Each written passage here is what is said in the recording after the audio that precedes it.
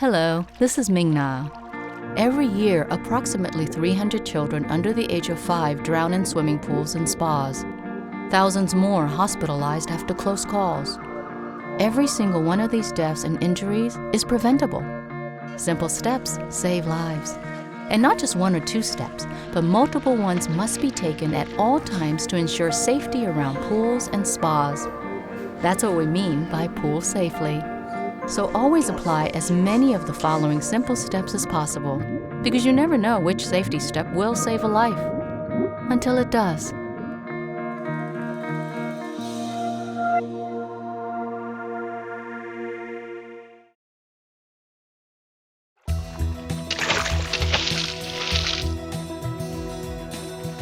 When there's the potential for trouble, my boy's going to find it.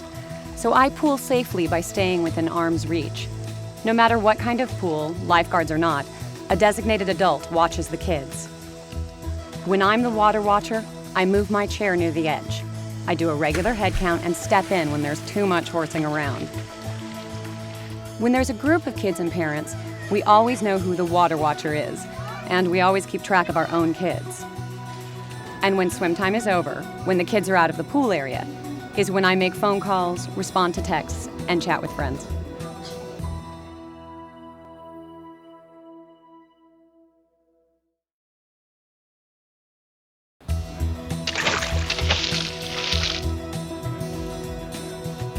I do everything I can to keep the kids I sit safe, starting with always keeping an eye on them.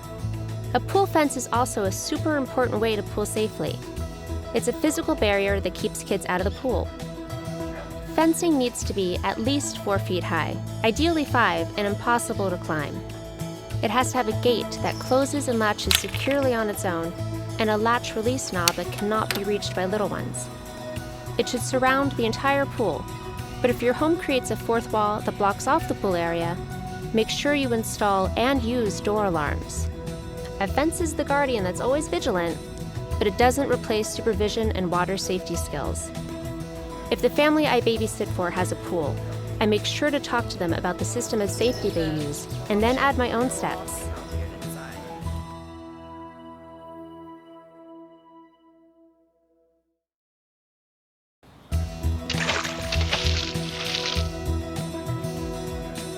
Pool and spa safety covers are a great way to pool safely. Visually, they say "not open," and covers tested to meet safety standards should be strong enough to hold a child or children who don't know any better, and teach kids to stay away from them. Spa should always be covered and locked when not in use. There are pool covers designed to be used daily too, automatic ones that can be used and removed by an adult in a short time. So choose the one that works best for you. And don't forget about those ladders on above-ground pools either. Take them out when not in use. They scream "climb me" to the little ones. And as always, remember, nothing replaces constant supervision.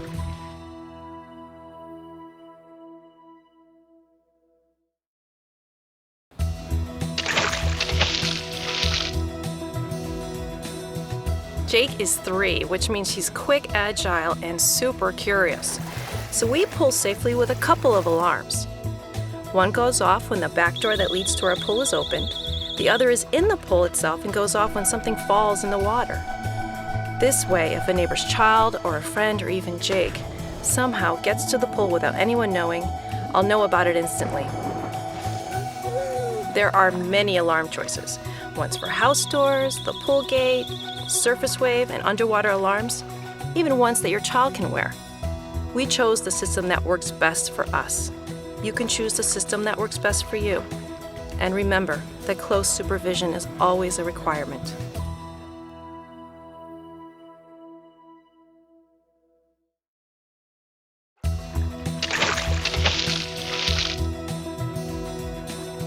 My girl is always curious, and that can be dangerous in a pool or spa.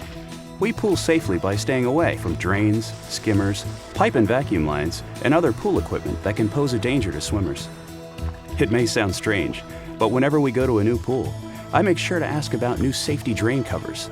They can help prevent swimsuit straps, jewelry, and hair from getting entangled, and they are shaped to prevent suction from trapping a person.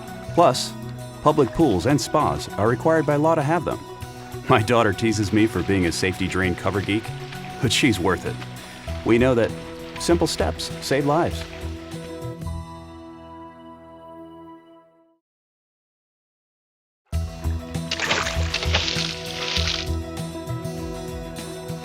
Drownings in close calls are 8 times more likely to happen to kids who can't swim, or to kids being supervised by adults who can't swim. It's why swimming lessons are a crucial water safety step. In fact, swimming is the only sport that can save a life, and lessons are available to kids and adults of all ages. To know what's right for your child, do what I did and ask your pediatrician. Then ask your swim instructor to include other age-appropriate water safety skills. For lessons, try your local Y, American Red Cross chapter, or community pool. But remember, even good swimmers can drown, so make sure there's always supervision.